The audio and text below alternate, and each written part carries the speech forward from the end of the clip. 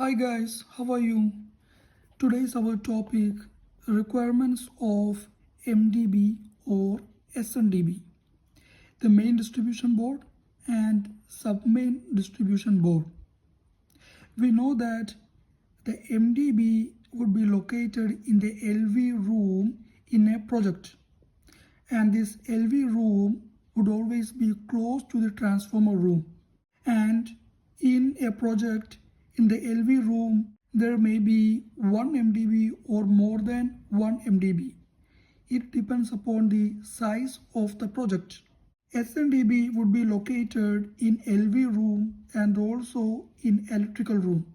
The electrical room would be located in the main floor of the building, for example in the ground floor or the upper basement floor, and also SMDB would be located in each floor of a building.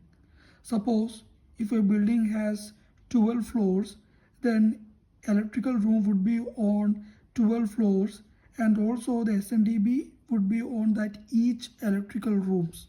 And next about the requirements of MDB or SMDB whose rating is greater than or equal to 200 ampere.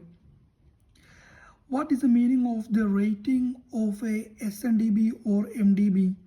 Suppose if an MDB has a rating of 200 ampere, it means that it is a rating of its incomer breaker. If there is a SMDB or MDB whose rating is greater than or equal to 200 ampere, it must contain some requirements. The first one is voltmeter. It must have voltmeter.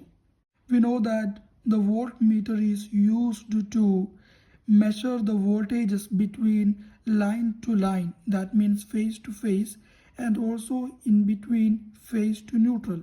We know that there are three phases R, Y, B, and also one neutral. So in between these means there are totally 6 number. That means we have three phases. So in between them means between RY and in between YB and in between RB. So total of 3 numbers. And in between phases and neutral means between red phase and neutral, likewise Y and N and B and N. And in UAE, 3-phase voltage is 400 volt and single phase is 230 volt. We could always check the voltage level of our SMDB with the help of the voltmeter.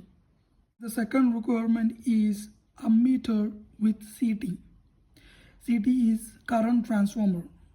Okay, this current transformer would be connected in each phase, and the secondary of the CT would goes to the ammeter. And if the SMDB is less than 200 ampere, then there is no requirement of CT.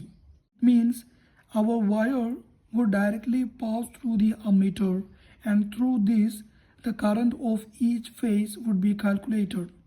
The third one is the maximum demand indicator. It is an indicator through which we can understand the current demand of our SMDB or MDB. Current demand is always related to the diversity factor. Maybe the current demand of our panel would be 70% or 80 or 90% of the total load. We could easily understand it from the maximum demand indicator. And the next one is the power factor meter. We know that the power factor is directly related to the capacitor bank of the system. We normally maintain it in between 0.9 to 0.95 lagging. If it is in out of this range, then it's a problem. If it is less than 0.9, then we can investigate what is the problem is going in our system, and we could take necessary steps to avoid this situation. And the next one is the indicating lamp. We could see indicating lamps of colors R, Y, B, that means red, yellow, blue, and also trip lamp on the SMDB. It is for the safety purpose. Suppose if our panel is charged we could easily understand from the lighting of these LEDs. And if our panel is charged, then we should take precaution before opening of the charged SMDBs. And the next one is the protective devices. On which panel which protective devices is required, it is totally depends upon the consultants.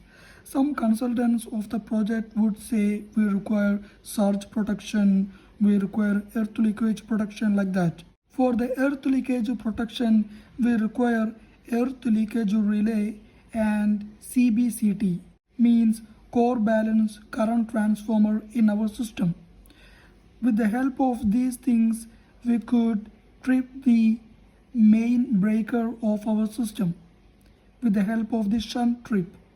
I want to give one important thing about the installation of SMDB.